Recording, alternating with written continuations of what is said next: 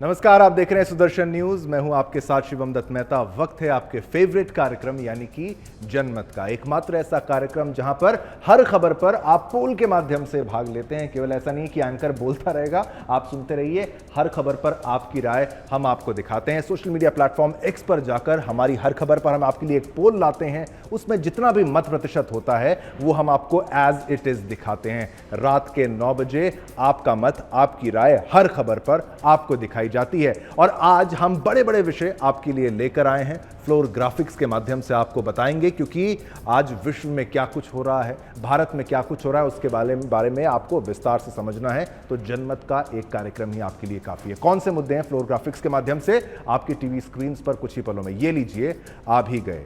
आतंक का सफाया हो रहा है। जब हम ऐसा कहते हैं तो किस स्टाइल में हो रहा है, किस अंदाज में हो रहा है। और जेब में पड़ा एक डिवाइस, मान लीजिए मेरे हाथ में ये मोबाइल फोन है, ऐसे ही लेबनान में हिजबुल्लाह वाले अगर एक पेजर का इस्तेमाल करते हैं तो ये ब्लास्ट हो रहा है। और अब तो अपडेट आपको बता दूं, केवल ऐसे फोन और ऐसे पेजर ही नहीं फट रहे हैं, अब तो वहां पर रेडियो भी फटने लगा है, वॉकी टॉकी भी फटने लगा है, सब कुछ फट जाएगा। ये देखिए मोसाड की ताकत। क्या इस तरीके से आतंक का सफाया होना चाहिए? अगर आपने अभी तक वोट नहीं किया है तो एक्स भी खोलिए, यानी ट्विटर को भी खोलिए, वहां पर जाइए, पोल में भाग लीजिए। आप वोट करेंगे, वो आपको हम दिखाएंगे। फिर आगे बढ़ेंगे। आतंक की सफाई की तो बात की, लेकिन आतंकी भगवान गणेश को भी पसंद नहीं करते हैं। विघ्नहर्ता के दुश्मन कौन है?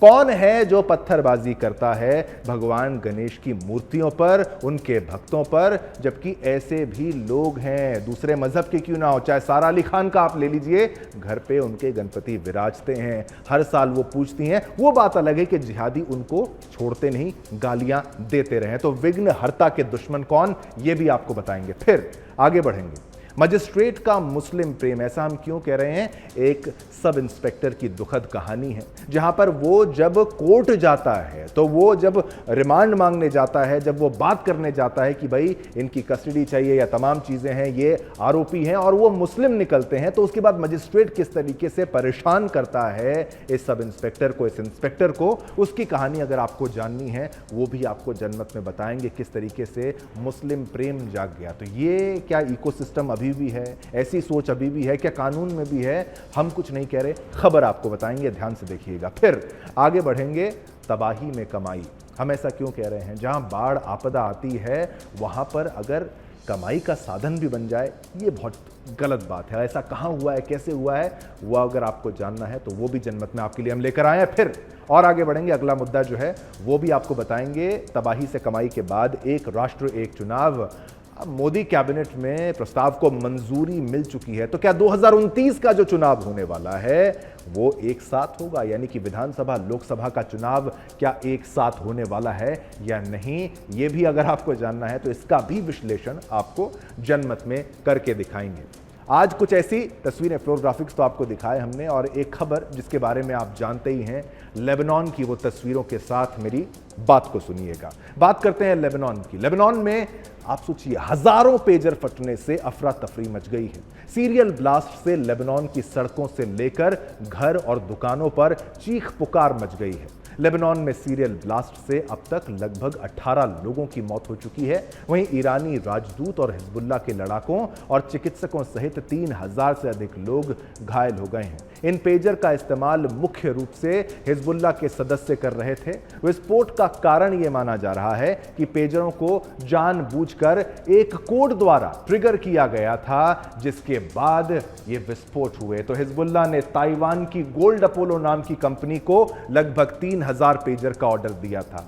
ये बैकग्राउंड आप देख रहे हैं ना, युद्ध का तरीका केवल यही नहीं कि गोला बारूद चल रहा है, हेलीकॉप्टर चलेगा और एक मिसाइल मारेगा। जेब में आपका मौजूदा ये फोन, ये मोसाड की ताकत देखिए, इजराइल की ताकत देखिए। इसके तार इजराइल से जोड़े जा रहे हैं और हम कहते हैं ये सीधा हम जोड़ते हैं। हिजबुल्लाह ने इसके पीछे इजराइल का हाथ बताया है, इजराइल को जिम्मेदार ठहराया। बताया जा रहा है कि पेजर मूल रूप से हिजबुल्लाह के कम्युनिकेशन के लिए थे।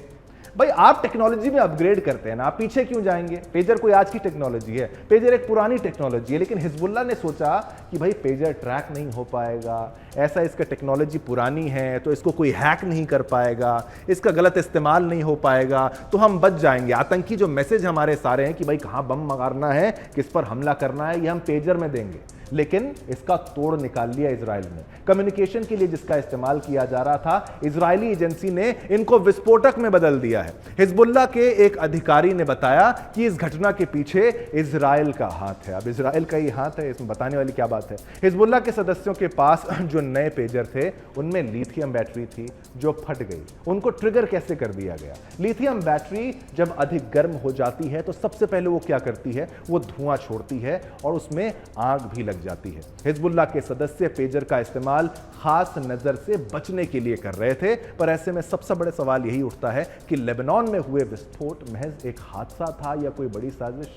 ये तो आरोप है ही नहीं, लेकिन सीधा टारगेट। आप सोचिए, जिसको मारना था, जो गलत आदमी था, उसकी जेब में जो पेजर पड़ा था वो फट गया। मैं तो आपको इतनी बात बता चुका हूं, एक बार हमारी रिपोर्ट देख लेंगे तो और बेहतर समझेंगे। उसके बाद आपको लेटेस्ट अपडेट बताएंगे कैसे रेडियो और वॉकी टॉकी भी फट रहे हैं। स्पेशल रिपोर्ट देखिए। ब्लास्ट हो रहे हैं और पेजर में ब्लास्ट से आतंक का सफाया हो रहा है। आप ये बात सोचिए कि युद्ध का पैटर्न बदल गया है। जो मेरे बगल में आप देख रहे हैं ना, फौजी हथियार लेकर जो गोलियां चला रहा है, केवल इस तरीके से मोसाड काम नहीं करती, केवल इस तरीके से इजराइल या फिर आज का युद्ध का मैदान है नहीं। युद्ध का मैदान आपकी जेब तक पहुंच गया है, आपके मोबाइल डिवाइस तक पहुंच गया है, आपके पेजर तक जो पहुंच चुका है। आप पेजर का इस्तेमाल नहीं करते, लेकिन आतंकवादी, जो भी आदमी गलत बुद्धि से गलत चीज का इस्तेमाल करेगा, आप सोचिए पेजर का इस्तेमाल क्यों किया जा रहा था। इजराइल ने इस बात का पता लगाया। अब तक जो आरोप कहते हैं कि अभी भी हमारे पास पुष्टि करने के लिए कोई ऐसा ठोस दावा नहीं है, लेकिन अब तक जो बात सामने आई है उसमें पेजर को टैंपर कर दिया गया और उन्होंने सोर्स का पता लगाया कि ताइवान से कहां से पेजर आ रहे हैं, उसको यहां पर ट्वीक कर दिया गया, छेड़छाड़ कर दी गई और उसको एक बॉम्ब बना दिया गया। हैकिंग की कोई खबर अभी उसकी पुष्टि नहीं हो पाई है, ये केवल अंदाजा लगाया जा रहा है। और आपको बड़ी खबर बताते हैं, केवल पेजर में ब्लास्ट नहीं होता। ब्रेकिंग न्यूज के माध्यम से आपके टीवी स्क्रीन पर और अपडेट्स क्या हैं वो भी आपको बता देते हैं। ये लीजिए ब्रेकिंग न्यूज, बड़ी खबर इस वक्त, इंटरनेशनल खबर आपके लिए बता रहे हैं। सीरियल ब्लास्ट के बाद फिर दहल गया है लेबनान। एक दिन भी नहीं बीता था पेजर के बाद, अब हुआ रेडियो ब्लास्ट। सब कुछ फटेगा धीरे धीरे। आप देखिए, धमाके में 3 लोगों की मृत्यु हो गई है, मौत हो चुकी है। हिजबुल्लाह ने करीब 5 महीने पहले खरीदे थे रेडियो सेट्स। रेडियो सेट्स में वॉकी टॉकी शामिल हैं, उन वॉकी टॉकी का इस्तेमाल, जैसा कि आप देखते हैं, इस्तेमाल किया जाता है फौज के द्वारा कम्युनिकेशन करने के लिए। उसको ट्रैक करके, उसको पकड़ करके, उसको जो खरीदा गया था हिजबुल्लाह की तरफ से, उसमें भी टैंपरिंग की गई है, उनमें भी ब्लास्ट हुआ है। तो अब एक कड़ा संदेश मोसाड की तरफ से कहिए या कहिए कि भाई आतंकियों के विरोधियों से, कि भाई आपने जो भी डिवाइस खरीदी है वो हमारी नज़र में है और हम आपका सफाया आपकी जेब में पड़ी हुई या आपकी हाथ में जो डिवाइस है उससे आपका सफाया करेंगे। सोचिए, एक आतंकवादी के हाथ में इस तरीके से एक वॉकी टॉकी होगा और वो फट जाए, वो आदमी वहीं पर समाप्त हो जाए, उसकी लीला समाप्त हो जाए। ये तो मैंने अपना विश्लेषण बताया और आपको खबर बताई, लेकिन एक्सपर्ट ज्यादा बेहतर जानते हैं कि युद्ध में असल में होता क्या है। रक्षा विशेषज्ञ प्रफुल्ल बख्शी जी हमारे साथ इस वक्त जुड़ चुके हैं। बख्शी साहब, बहुत बहुत धन्यवाद। पहले तो आपने इतने शॉर्ट नोटिस में हमारे लिए समय निकाला, लेकिन इस वक्त बख्शी साहब जो हो रहा है, लेबनान की बात सामने आ रही है। पहले तो पेजर ब्लास्ट की बात, और ये कितना खतरनाक, जेब में फटे फटे जो पेजर, उन्होंने कैसे चीथड़े उड़ा दिए होंगे आतंकवादियों के, और अब वॉकी टॉकी सेट। आपको क्या लगता है, आपका विश्लेषण इतने बरसों का अंदाजा क्या कहता है, किस लेवल पर इंटेलिजेंस काम कर रही है बख्शी साहब? देखिए, इनकी जो इंटेलिजेंस है बहुत हाई लेवल पे है। अब इसको आप साइबर कैटेगरी डालिए या इलेक्ट्रॉनिक वॉरफेयर कैटेगरी डालिए, ये पॉसिबल है। अब एक सोवियत यूनियन, जॉर्जिया के बड़े सीनियर एयरफोर्स ऑफिसर का इस तरीके से ही उनको अटैक किया था, पर वो बीम राइडिंग मिसाइल थी, जिससे जब उन्होंने अपना मोबाइल खोला तो एक एयरक्राफ्ट ने उनके मिसाइल दाग दी और उनके हाथ से, और वो बिल्कुल उनका अंतकाल हो गया। ये जो आज से बहुत साल पहले हुआ था, अब ये जो सिस्टम आया है, जितने इलेक्ट्रॉनिक सिस्टम हैं, जिसको के ये सब के सब अब इस एरिया के अंडर आ सकते हैं। रेडियो, चाहे वायरलेस हो, चाहे कोई भी और भी सामान हो जो बैटरी से चलता हो, और इसके बाद में बैटरी को भी ये सुपरसीड करके दूसरा तरीका भी निकाल लेंगे। आज जहां पे भी जितनी ज्यादा आप हाई टेक्नोलॉजी करेंगे, उस हाई टेक्नोलॉजी का खामियाजा भी बहुत बेहतर होता है। बख्शी ये साहब, आप एक देखते एक चलिए। एक एक आपने जो बात कही साइबर वाली श्रेणी में हम भी इसको नहीं रख रहे, क्योंकि कुछ लोग पहले अंदाजा लगा रहे थे कि भाई ये पेजर जो है हैक कर दिया गया और इसमें ब्लास्ट कर दिया गया इसकी बैटरी में। फिर एक खबर आई कि भाई ये ताइवान से जहां से इन्होंने सोर्स कराए थे इसको मोसाड ने ट्रैक किया। तो फिर टेक्नोलॉजी तो उन्होंने पुरानी इस्तेमाल करी, लेकिन उसको भी ट्रैक कर लिया। वॉकी टॉकी कहां से आया वो ट्रैक कर लिया। तो आपको क्या लगता है, क्या ट्रिगर डिवाइस लगाया गया होगा? क्योंकि हम तो जब पिक्चरें देखते हैं हमें समझ में आता है कॉमन मैन कि भाई ट्रिगर करने के लिए मोबाइल फोन चाहिए। आपको मैं बता दूं कि इनको जहां ये बनते हैं उस जगह पे इनकी एजेंट्स हैं, और उस जगह पे और जिस तरीके से वो बैटरी के ऊपर उनका एक सिस्टम होता है कि उस बैटरी के साथ में उन्होंने कुछ ऐसा सिस्टम लगाया है कि वो ओवरहीट हो सकता है इलेक्ट्रिक पल्सेस द्वारा, और इलेक्ट्रिक पल्सेस द्वारा जो ओवरहीट हो गया है। अब आप ये देखिए ये बनी कहां थी, ये ताइवान में बनी है। ताइवान में इजराइल का पहुंच है, और जहां इजराइल की पहुंच होगी, अगर उनको पता है कि 8,000 बैटरीज मंगाई हैं उन्होंने, या 15,000 जो मंगाई है, वो कहां से क्यों मंगाई है, ये अब इनकी इंटेलिजेंस से पता चलता है। या वायरलेस सेट मंगाए हैं, या रेडियोज मंगाए हैं, सडनली ये क्यों मंगाए हैं? ये जितनी स्ट्रॉन्ग इंटेलिजेंस होगी उसी का इंफॉर्मेशन पे उन्होंने ये कार्रवाई करी है।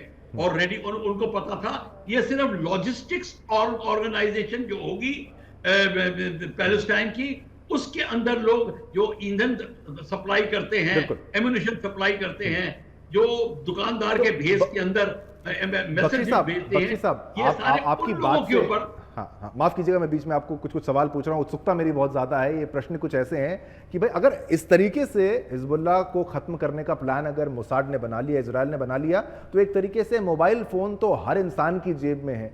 क्या ये जो हमला हुआ था, जो पेजर फाड़ना, जो पेजर का फटना, एक्सप्लोड करवाना, ताइवान से सोर्स उसको टैंपर बीच में कर देना, वॉकी टॉकी को बीच में टैंपर कर देना, ये एक वार्निंग तो नहीं है? क्योंकि मोसाड चाहे तो वो फिर इस तरीके से अगर उसको करना है वो तो पूरी फौज का सफाया कर सकती है। ये क्या वार्निंग? ये वार्निंग है। ये वार्निंग ये है कि आप अपने कार्रवाई से बाज आ जाइए, नहीं तो आपको ये सजा उनको मिली है। और आप देखिए इसका और खामियाजा हो सकता है एक्चुअल लड़ाई के अंदर, एयरक्राफ्ट की बैटरी के साथ में, शिप्स की बैटरीज के साथ में, टैंक्स की बैटरीज के साथ में, और कई तरीके से हो सकते हैं। उनके मिसाइल्स जो पड़ी हैं उनको एक्टिवेट कर सकते हैं वो, यहां तक कि डैम्स के दरवाजों को एक्टिवेट कर सकते हैं। ये साइबर और इलेक्ट्रॉनिक वॉरफेयर का जो मिश्रण है, आप सोचिए कोई भाखड़ा डैम के ऊपर स्लूस गेट को खोल दे ये इलेक्ट्रॉनिक पल्सेस द्वारा। एक वॉरफेयर होती है EMP, electronic magnetic pulse warfare. अगर एक 1.5 किलो टन का बॉम्ब दिल्ली के ऊपर 250-300 किलोमीटर के ऊपर अगर ब्लास्ट किया जाए, तो दिल्ली, हरियाणा, पंजाब का कई एरिया के अंदर टोटल इलेक्ट्रिक फेलियर हो जाएगा। ना आपका रेडियो, ना मोबाइल, ना कुछ चलेगा, GPS नहीं चलेगा कार वाला। ये सब कुछ भी हो सकता है। तो ये EMP फैक्टर का जितना अब आप प्रयोग करेंगे, जितने आपके साइंटिस्ट करेंगे, इसका लड़ाई में भी इस्तेमाल हो सकता है। जो चीज आपकी मदद के लिए बनती है, वही छुरी जो सब्जी काटती है, वही छुरी से आप पे हमला भी हो सकता है। ये याद रखिए। बिल्कुल एग्जैक्टली यही हो रहा है। और अब देखना है हमारे साइंटिस्ट इसको टेररिस्ट के हाथ में ना आने दें। हिंदुस्तान में भी लोग ये कर सकते हैं, टेररिस्ट भी अगर उनको टेक्नोलॉजी। मैं तो मानता हूं कि जब तक हमारे फौज में आप जैसे वीर जवान मौजूद हैं, हमारी देश की सुरक्षा में ऐसी चूक तो नहीं हो सकती। सबसे पहले तो आपको सैल्यूट भी आपकी सेवा के लिए देश की, और बहुत बहुत धन्यवाद भी जनमत में इतना ही समय हमें अनुमति दे रहा था आपके साथ मुलाकात करने का। बहुत बहुत धन्यवाद। धन्यवाद बख्शी साहब। तो बख्शी साहब ने समझाया किस तरीके से क्या क्या टेक्नोलॉजी का इस्तेमाल किया जाता है, जेब में बम फाड़ा जाता है, और क्या कुछ किया जा सकता है। दुश्मन को भांपो, समझो और पहले से तैयार रहो। ये बख्शी साहब का मैसेज भी था। और चलिए, खबर तो हमने आपको दिखाई, रेडियो फट रहे हैं, वॉकी टॉकी फट रहे हैं, लेबनान में सब कुछ फटेगा अगर लेबनान बाज नहीं आएगा, यानी हिजबुल्लाह बाज नहीं आएगा। ये प्रश्न हमने बताए और आपसे सवाल भी जो पूछा उस पर भी आ जाते हैं। जनमत ऐसे ही जनमत नहीं जब तक आप मत ना दें, जब तक आप वोट ना करें। हमारा प्रश्न था आपसे, पेजर ब्लास्ट से आतंक का सफाया क्या सही है? हाँ या ना में जवाब देना है। बहुत सिंपल प्रश्न पूछते हैं आपसे, पेजर ब्लास्ट से आतंक का सफाया सही है? 90% लोगों ने कहा हाँ, ऐसे ही मारो इनको। 10% कहते हैं नहीं मत मारो। अब ये कौन है वो जाने, लेकिन बहुमत, प्रचंड बहुमत ये मानता है कि पेजर ब्लास्ट से ही आतंक का सफाया सही तरीका है और इसी तरीके से हिजबुल्लाह को खत्म करना चाहिए। क्योंकि हमारा कार्यक्रम सोशल मीडिया पर एक्टिव रहता है, तो जो हमारे दर्शक हैं उनकी डिमांड पर हम थोड़ा सा एक्सटेंड कर रहे हैं ये पेजर ब्लास्ट की खबर को कि भाई लेबनान में कैसे हाथों में बम फट रहे हैं, और इसके बारे में जानकारी आपको देते हैं टेलीग्राफिक्स के माध्यम से। कैसे बना पेजर बम? पेजर एक वायरलेस संचार का उपकरण है। आपको सरल भाषा में समझाएंगे कि हर कोई आपके परिवार का सदस्य जनमत देखेगा तो बच्चा बच्चा समझेगा क्या हो रहा है। पेजर को बीपर के नाम से भी जाना जाता है। जब ये बजता है तो बीप की आवाज आती है, इसलिए इसको बीपर कहा जाता है। फोन या पेजर में एक्सप्लोजिव फिट किया जाता है। ये पेजर बम कैसे बनता है ये आपको बता रहे हैं, और शायद ऐसे ही किया गया होगा। C4 जैसे एक्सप्लोजिव का होता है प्रयोग। C4 एक्सप्लोजिव्स की एक वैरायटी है, उसका इस्तेमाल यहां पर किया जाता है। डिवाइस के गैर जरूरी पार्ट की जगह इसको यूज किया जाता है। कुछ देखो, जो टेक्नोलॉजिकल एक्सपर्ट है उनको पता है कि कौन सा जरूरी है कौन सा नहीं है, और उन्होंने उसी का बना दिया बम, जो कि फटा है हिजबुल्लाह आतंकी के जेब में। और अब हिजबुल्लाह आतंकी के जेब में अगर पेजर होगा हाथ में, वो तो जेब में जो पेजर है वो तो फटेगा ही, हाथ में वॉकी टॉकी होगा तो वो भी फटेगा, और अगर वो रेडियो में कुछ सुन रहा होगा तो वो भी फट जाएगा। चलिए, ये तो मुद्दा था इंटरनेशनल लेबनान का। अब आगे बढ़ते हैं, बात करेंगे बांग्लादेश की। चलिए, बांग्लादेश में 5 अगस्त 2024 को प्रधानमंत्री शेख हसीना का तख्ता पलट हो गया था और उन्हें देश छोड़कर भारत आना पड़ा था, ये आप जानते हैं। इसके बाद क्या हुआ? इसके बाद मोहम्मद यूनुस की अंतरिम सरकार जो है, संस्कार ना निकल जाता, अंतरिम सरकार ने यहां कामकाज संभाला था। देश की सेना ने इस बात का ऐलान किया था कि यहां अभी अंतरिम सरकार बनाई जाएगी। अंतरिम सरकार ने अब सेना को ऐसी शक्तियां दे दी हैं जिससे अब हिंदुओं पर अप्रशासनिक अत्याचार बढ़ने का खतरा मंडराने लगा है। बांग्लादेश की फौज अब देश में पुलिस और जज का काम कर सकेगी। इसकी मंजूरी उसे मोहम्मद यूनुस वाली अंतरिम सरकार ने दी है। बांग्लादेश की फौज को पुलिस के तौर पर काम करने का अधिकार मिलने का अर्थ क्या है ये आप समझते हैं? इससे यह होगा कि देश भर में लोगों को गिरफ्तार करने के लिए फौज को आजादी होगी। किसी को भी उठा के फौज जो है वो जेल में डाल सकेगी और उन्हें हिरासत में ले सकेगी। इसके अलावा उसे लोगों को गिरफ्तारी में रखने का भी अधिकार है। गिरफ्तार कर लिया फौज ने, ये तो आपने कई जगह पर सुना होगा, भारत में भी अगर फौज को लगता है किसी को डिटेन करना तो संभव हो सकता है, लेकिन गिरफ्तारी में रखने का आधार, अधिकार, ये दोनों चीजें उनके पास रहेगा, क्योंकि उनके पास अब जज वाली शक्तियां होंगी, मैजिस्ट्रेट वाली पावर्स होंगी। बांग्लादेश की आंतरिक मामलों में फौज का दखल अब बढ़ने का अंदेशा हो चुका है। मीडिया रिपोर्ट्स के अनुसार बांग्लादेश के 1898 के सीआरपीसी के तहत फौज को ये शक्तियां दी गई हैं। ये शक्तियां फौज को 60 दिन के लिए दी गई हैं। यूनुस सरकार ने हाल ही में इस निर्णय का ऐलान किया है, तो क्या यूनुस कठपुतली हैं? यूनुस सरकार के इस निर्णय के तहत अब फौज के अफसर जज का काम करेंगे। भाई, जिसका काम है युद्ध लड़ना, जंग लड़ना, देश की रक्षा करना, अब वो बन गए हैं जज। ये फौजी अफसर लोगों को जेल भेजने, सजा सुनाने और जेल में रखने के आदेश सुना सकेंगे। सोचिए क्या स्थिति है बांग्लादेश की कट्टरपंथियों की कि भाई वहां पर फौजी आएगा, बैठेगा, बोलेगा तुम गुनहगार हो, तुम जाओ जेल में, तुम्हें सुनाता हूं सजाए मौत, और उसको फांसी हो भी जाएगी। यह आदेश ढाका समेत शहरी इलाकों के बाहर के क्षेत्र में लागू होगा। पुलिसकर्मी हालिया प्रदर्शन के दौरान प्रदर्शनकारियों के निशाने पर रहे थे। बुद्धि देखिए इन चरमपंथियों की, इन जिहादियों की, क्योंकि पुलिस जो है प्रदर्शनकारियों के निशाने पर थे। बड़ी संख्या में पुलिसकर्मियों की हत्या भी कर दी गई थी। कई जगह पुलिसकर्मियों को भीड़ ने मारा था। इस कारण कई पुलिस वालों ने काम पर लौटने से भी मना कर दिया था। कई जगह थानों को जला भी दिया गया था। सरदार जो है उनकी जितनी सरकार जो थी वो बदलने के बाद देश भर में पुलिस व्यवस्था चरमरा गई थी। इसके बाद फौज को सामान्य कानून व्यवस्था के लिए सड़कों पर उतार दिया गया था। अब उसे अधिकार भी मिल गए हैं। तो बांग्लादेश की सेना को अब पुलिस और जज दोनों की ताकत मिल चुकी है, यानी कि जो फौजी होगा, जो जवान होगा, वो बिल्कुल एक पुलिस वाले की तरह, एक लोअर रैंक पुलिस वाले की तरह बर्ताव करेगा, और जो अफसर है वो जज बन जाएगा। वो फैसला सुनाएगा कि भाई इसको जेल में रखना है, कितने दिन रखना है, या फिर इसको क्या सजा दी जानी चाहिए। चलिए, ये तो मुद्दा हमने बांग्लादेश के लिए जो था वो मुद्दा आपके लिए उठाया। अब इस खबर पर हमने पोल के माध्यम से जो आपसे प्रश्न पूछे वो भी आपको बता दें। बांग्लादेश में हिंदुओं पर प्रशासनिक अत्याचार भी होगा क्या? ये हमने प्रश्न आपसे पूछा। 95% 95% लोगों ने कहा हाँ, 5% लोगों ने कहा ना। मुद्दा चुनाव का, वन नेशन वन इलेक्शन का हम आपके लिए लेकर आए हैं, उसी पर विस्तार से आपको समझाएंगे, खबर बताएंगे। विधानसभा और लोकसभा के चुनाव एक साथ करवाने की राह अब आसान हो गई है। बता दें कि वन नेशन वन इलेक्शन पर कोविंद कमेटी ने जो रिपोर्ट राष्ट्रपति द्रौपदी मुर्मू जी को सौंपी थी, उसे पीएम मोदी की कैबिनेट ने मंजूरी दे दी है। विशेषज्ञों और स्टेक होल्डर्स ने विचार के बाद सोचिए 18,626 पन्नों की रिपोर्ट तैयार की थी।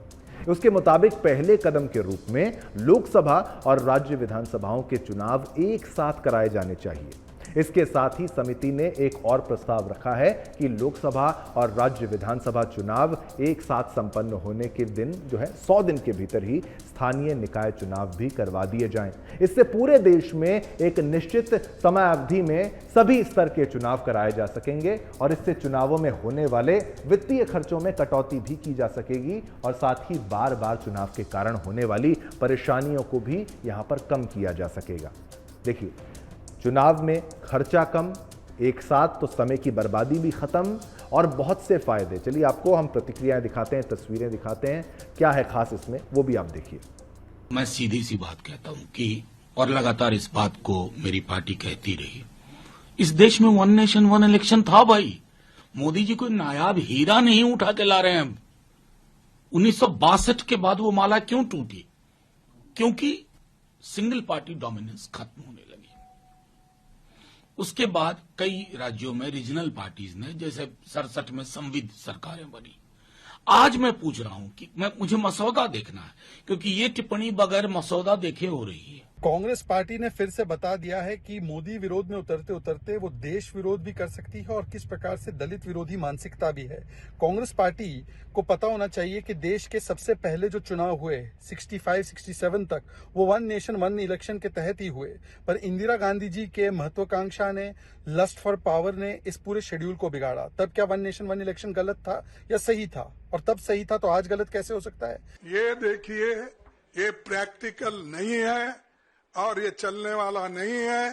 ये सिर्फ चुनाव जब बात है, कोई ना कोई कुछ मुद्दा नहीं मिल रहा उनको, ऐसी चीजें बात करने के लिए, इश्यू को डाइवर्ट करने के लिए वो बात करते हैं और इसीलिए और पूरे देश के लोग कोई मानने वाले भी नहीं है। देखिए, बहुत जल्दी विपक्ष में भी उनके अंदर से आंतरिक दबाव बनने न लग जाए कहीं, क्योंकि देश में करीब 80% of the respondents who responded during the consultation process, 80% से ज्यादा लोगों ने इसको बहुत पॉजिटिव सपोर्ट दिया है, खासकर यूथ ने।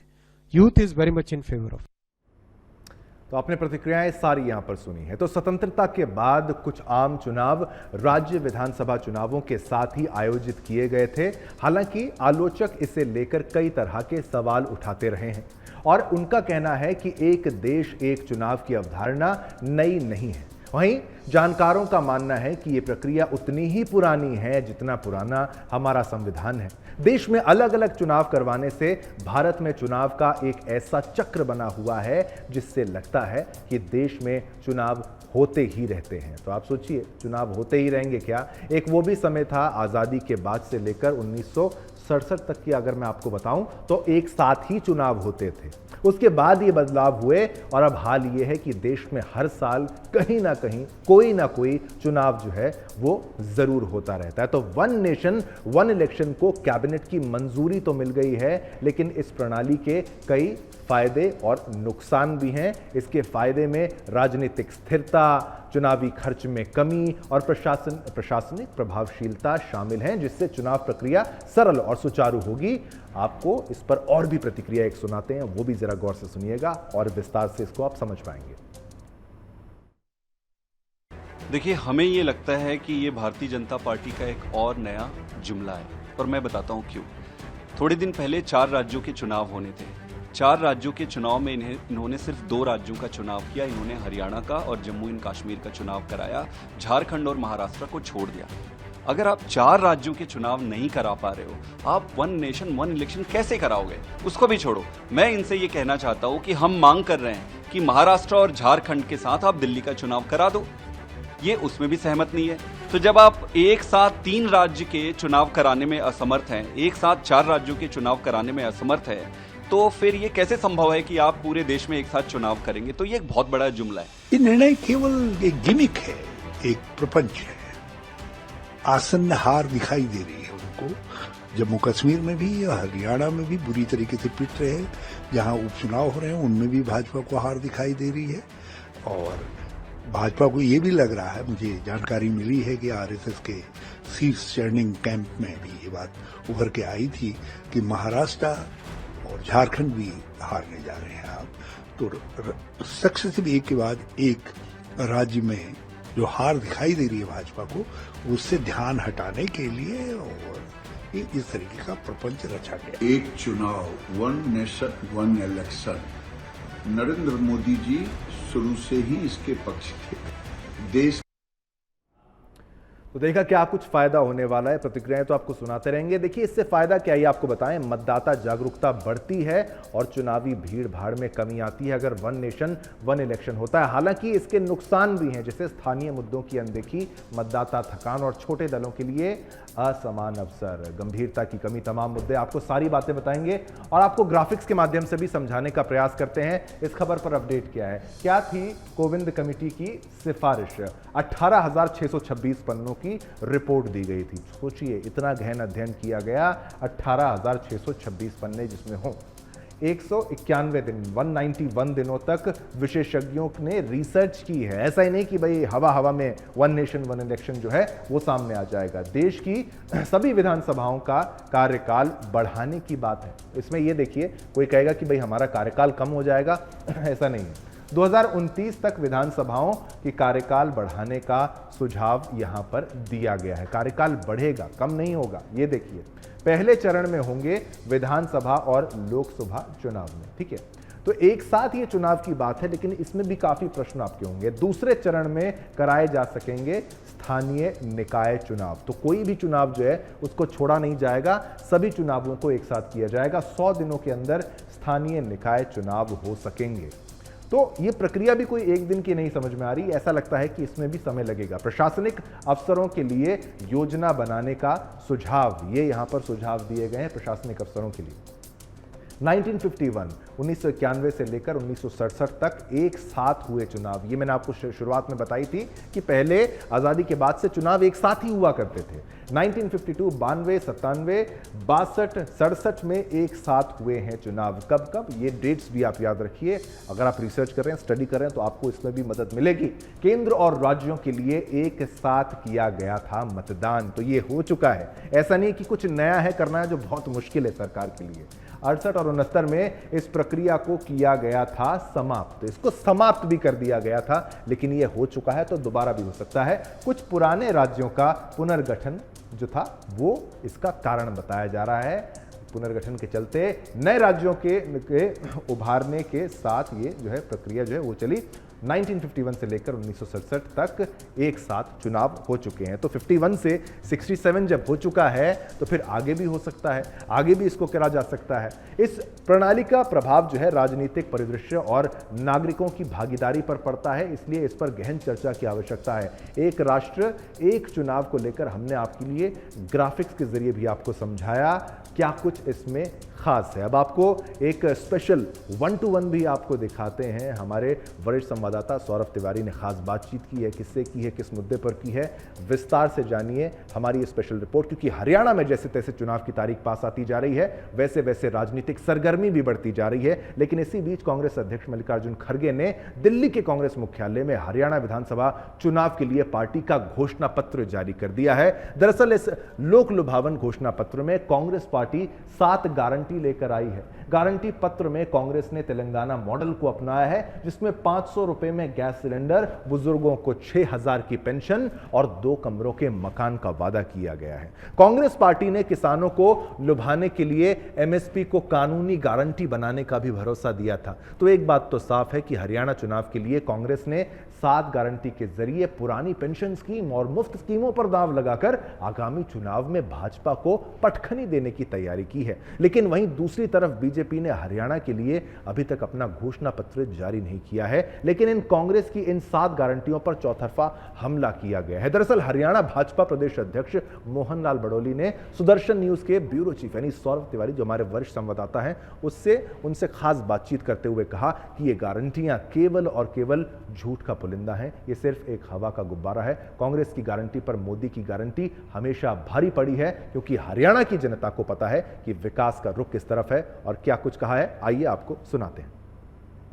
कांग्रेस ने आज अपना घोषणा पत्र जारी किया है। हम बात करते हैं हरियाणा बीजेपी के अध्यक्ष पंडित मोहन लाल बड़ोली साहब से। मोहन लाल जी, हरियाणा कांग्रेस ने जो अपना संकल्प जारी किया है, भारतीय जनता पार्टी की क्या प्रतिक्रिया है इस पे? ये आज जो कांग्रेस का झूठ का पिटारा आज उन्होंने ये 7 जो बातें इन्होंने अपने झूठ में बोली है, बहुत बड़ी झूठ कांग्रेस पार्टी बोलती रही है। और आज इस 2024 के विधानसभा चुनाव में भी इन्होंने झूठ बोलने का काम किया है। इनकी झूठ इस बार बिकने वाली नहीं है। और अध्यक्ष जगत प्रकाश नड्डा जी भारतीय जनता पार्टी का वर्ष 2024 का संकल्प पत्र जारी करेंगे। 19 तारीख को 11 बजे रोहतक से मीडिया सेंटर से जारी करेंगे। और जो बातें इन्होंने आज किसानों के लिए बोली है, हरियाणा प्रदेश पहला ऐसा देश का प्रदेश है जिसमें 24 फसलें MSP पर खरीदने की गारंटी है नायब सैनी जी की सरकार ने दी है। जो महिलाओं की इन्होंने बात की है, और पिछले लोकसभा चुनाव में भी 8500 रुपये खटाखट देने की जो झूठ कांग्रेस के नेताओं ने बोली थी, उसकी पोल खुली है। आज तक किसी भी प्रांत में जहां कांग्रेस पार्टी की सरकार है, इन्होंने लागू नहीं किया। मोहनलाल जी, आप पूरे हरियाणा का दौरा कर रहे हैं, क्या माहौल दिख रहा है हरियाणा में भारतीय जनता पार्टी के लिए? भारतीय जनता पार्टी का ये 2024 का विधानसभा का चुनाव स्पष्ट बहुमत के साथ भारतीय जनता पार्टी की सरकार हरियाणा प्रदेश में बनेगी। और कम से कम 62 विधायक भारतीय जनता पार्टी के इस विधानसभा चुनाव में जीत कर आने वाले। जो पॉलिटिकल पंडित हैं वो कह रहे 2024 के लोकसभा चुनाव में आप लोग 5 सीटें ही बस सिमट गए, तो कहाँ से बहुमत की आप लोग बात करते हैं? भारतीय जनता पार्टी के भले ही 5 सांसद हमारे जीत कर आए, और हम जहां कांग्रेस ने 42 विधानसभाओं पर जीत हासिल की, वहां हमने 44 विधानसभाओं पर जीत हासिल की। कांग्रेस से हम आगे रहे हैं, और इस विधानसभा चुनाव में कम से कम 62 सीटें भारतीय जनता पार्टी जीत कर आने वाली। एक आखिरी सवाल, जिस तरह से अनिल विज ने CM पद के लिए दावेदारी ठोकी है, इस पर क्या कहेंगे आप? ये अनिल विज जी ने जो बात कही है उसको आप ने भी देखा होगा। उन्होंने अपनी इच्छा जाहिर की है, और इच्छा जाहिर की है, वो हमारे पार्टी के वरिष्ठ नेता हैं, और उन्होंने जो कहा है उनका वो व्यक्तिगत बयान है। धन्यवाद। ये कांग्रेस के संकल्प पत्र पर भारतीय जनता पार्टी की प्रतिक्रिया थी प्रदेश अध्यक्ष पंडित मोहन लाल बड़ोली साहब, जो दावा ठोक रहे हैं कि इस बार हरियाणा में पूर्ण बहुमत की सरकार बनेगी। सौरभ तिवारी, सुदर्शन न्यूज, दिल्ली। तो देखिए आप, हम हर खबर पर आपको अवगत कराते हैं कि क्या कुछ हो रहा है, क्योंकि चुनाव भी बहुत महत्वपूर्ण है और चुनावों में क्या अपडेट है। तो आपने हमारी ये स्पेशल रिपोर्ट और ख़ास बातचीत देखी, जो कि हमारे वरिष्ठ संवाददाता सौरभ तिवारी ने खास बातचीत की है हरियाणा चुनाव के परिप्रेक्ष्य में। अब आगे बढ़ते हैं और भी बड़े मुद्दे आपको बताते हैं। हिंदुओं का कोई भी उत्सव हो, जिहादियों की पत्थरबाजी की परंपरा का वे लोग बहुत ही निष्ठा से पालन करते हैं, बहुत एकदम रूल के हिसाब से चलते हैं कि भैया हमें करना है। रामनवमी हो या नवरात्र हो, हनुमान जयंती हो या गणेश उत्सव हो, इनके मंसूबे साफ हैं। पत्थर फेंको और आनंद को भंग करो। इस बार भी ऐसा ही कुछ देखने को मिला। आपको विश्लेषण बता रहा हूं, हमारा एनालिसिस बता रहा हूं। गणेश उत्सव के 9 दिनों में गणेश पंडालों में कथित तौर पर 9 से 11 हमले हुए हैं। हिंदुओं पर खौलता पानी फेंकना हो या पत्थर फेंककर हिंदुओं को चोट पहुंचाना, जिहादियों ने कोई भी कोर कसर बाकी नहीं रखी है। ऐसे में सवाल ये उठता है कि क्या ये महज उग्रवाद है या ये हमले कोई बड़ी साजिश का हिस्सा है। पूरा मामला अगर आपको जानना है, विस्तार से हमारी ये स्पेशल रिपोर्ट देखिए और हां, मामले की गंभीरता को समझिएगा। हर साल जब हिंदू गणेश चतुर्थी देश भर में धूमधाम से मनाई जाती है और जुलूस निकाले जाते हैं, तभी जिहादी इन जुलूसों पर हमला करने की अपनी परंपरा का पूरी निष्ठा के साथ पालन करते हैं। इस साल न सिर्फ भारत बल्कि बांग्लादेश में भी कई हमले हुए। 6 सितंबर को गुजरात के कच्छ जिले के मुंद्रा इलाके में भगवान गणेश जी की मूर्ति ले जा रहे हिंदू युवकों पर इस्लामवादियों ने हमला कर दिया। घटना तब हुई जब वे गणेश उत्सव मनाने के लिए भगवान गणेश की मूर्ति खरीदकर अपने 2 दोस्तों के साथ घर लौट रहे थे। 7 सितंबर को मध्य प्रदेश के रतलाम जिले के मोचीपुरा में उपद्रवियों ने भगवान गणेश की मूर्ति पर पथराव किया। हमले के बाद बड़े पैमाने पर विरोध प्रदर्शन हुआ और लगभग 500 लोगों ने स्टेशन रोड पुलिस स्टेशन को घेर लिया और पथराव करने वालों के खिलाफ नारे लगाए। मामले में एफआईआर दर्ज की गई। जब पुलिस ने जांच शुरू की और मौके पर पहुंची पुलिस, तो किसी ने फिर से पथराव कर दिया और उनमें से एक ने पुलिस वाहन को टक्कर मार दी, जिससे शीशा टूट गया। मौके पर मौजूद लोगों ने भी जवाबी कार्रवाई में पथराव किया। मामले को और बढ़ने से रोकने के लिए पुलिस हरकत में आई और भीड़ को तीतर बीतर करने के लिए हल्का बल प्रयोग किया। सूरत में भी ऐसा ही कुछ देखने को मिला, जिसको लेकर गृह मंत्री सांघवी ने कहा कि जैसा मैंने वादा किया था, हमने सूर्योदय से पहले पत्थरबाजों को पकड़ लिया है। कच्छ के नखत्राना गांव में भी गणेश मंडप पर पत्थर फेंके गए, जहां कथित तौर पर साजिश को अंजाम देने के लिए मुस्लिम बच्चों का इस्तेमाल किया गया था। मंडप से कुछ ही दूरी पर स्थित एक हिंदू मंदिर में भी इस्लामिक झंडा फहराया गया। और इतना ही नहीं, लखनऊ में मुस्लिम भीड़ ने अल्लाहू अकबर के नारों के बीच गणेश पूजा पंडाल पर हमला किया, पथराव किया और हिंदू परिवार को जान से मारने की धमकी तक दे दी। महाराष्ट्र के भिवंडी में भी गणपति विसर्जन जुलूस पर पथराव किया गया। जैसे ही जुलूस वंजारपट्टी नाका में हिंदुस्तानी मस्जिद के पास से गुजरा, तो कुछ व्यक्तियों ने मूर्ति पर पत्थर फेंके और इसी तरह की पथराव की घटनाएं महाराष्ट्र के कई अन्य हिस्सों में भी हुई। ऐसा ही कुछ बांग्लादेश में भी देखने को मिला, जहां गणेश पंडालों को तहस नहस कर दिया गया, यहां तक कि उन पर खोलता पानी तक फेंका गया। पर सबसे बड़ा सवाल ये है कि गणेश उत्सव से इन निकम्मे जिहादियों को इतनी परेशानी क्यों है? क्या ये सिर्फ 2 गुटों या समुदायों के बीच झगड़ा है, या इसके पीछे हिंदुओं के खिलाफ कोई बड़ी ताकत, रणनीति और साजिश रची जा रही है? Bureau report, Sudarshan news. चलिए, इसी खबर पर हमने पोल के माध्यम से आपसे जो प्रश्न पूछा वो भी आपको बता देते हैं और आपका उत्तर भी आपको दिखाते हैं। लीजिए आपके टीवी स्क्रीन पर, गणेश उत्सव में विघ्न जिहादियों की साजिश है क्या? 75% लोग कहते हैं हाँ, 25% लोग हैं जो कहते हैं ना। अब आगे बढ़ते हैं। एक और मुद्दा आपके लिए मैं लेकर आया हूं। हर बार एक नया मुद्दा, आपके हित की बात, क्योंकि जनमत में जनता का मुद्दा सबसे बड़ा होता है। आज जनमत में एक मुद्दा आपसे जुड़ा हुआ भी है। आप सोचते हैं कि आप काम करते रहेंगे तो आपकी पूछ होगी, तो ऐसा नहीं है। आज पुणे से जो खबर सामने आ रही है वो आज के वर्क कल्चर को लेकर हर कंपनी को कटघरे में खड़ा कर देगी, हर मैनेजर को कटघरे में खड़ा कर देगी। एक बड़ी अकाउंटिंग फर्म में काम करने वाली मात्र 26 वर्षीय महिला की, उसकी ज्वाइनिंग के, सोचिए, जब उसने कंपनी ज्वाइन की उसके 4 महीने के भीतर ही काम के तनाव यानी वर्क स्ट्रेस के कारण दुखद रूप से मृत्यु हो गई है। केरल की एक युवा चार्टर्ड अकाउंटेंट यानी सीए अन्ना सेबेस्टियन पेरेल को कंपनी द्वारा कड़ी मेहनत के काम का बोझ दिए जाने के बाद उसको अपनी जान गंवानी पड़ी। इस विनाशकारी नुकसान के मद्देनजर पेरियल की मां अनीता ऑगस्टिन ने कंपनी के भारत के बॉस यानी राजीव मेमानी को संबोधित करते हुए एक ईमेल लिखा है। अपने पत्र में उन्होंने अधिक काम को महिमा मंडित करने के लिए कंपनी की निंदा की और इस बात पर प्रकाश डाला कि कैसे कंपनी के मानवाधिकार मूल्यों ने उनकी बेटी द्वारा अनुभव की गई वास्तविकता का खंडन किया है। आपको बता दें, पेरियल ने 2023 में अपनी सीए परीक्षा उत्तीर्ण की थी और मार्च 2024 में एक कार्यकारी के रूप में EY पुणे में शामिल हो गई थी। चूंकि ये उसकी पहली नौकरी थी, उसने अपेक्षाओं को पूरा करने के लिए अथक परिश्रम किया था, लेकिन इस प्रयास ने उसके शारीरिक, मानसिक और भावनात्मक स्वास्थ्य पर भारी असर पड़ गया और अंत में सोचिए कैसे इस बेटी की मौत हो गई।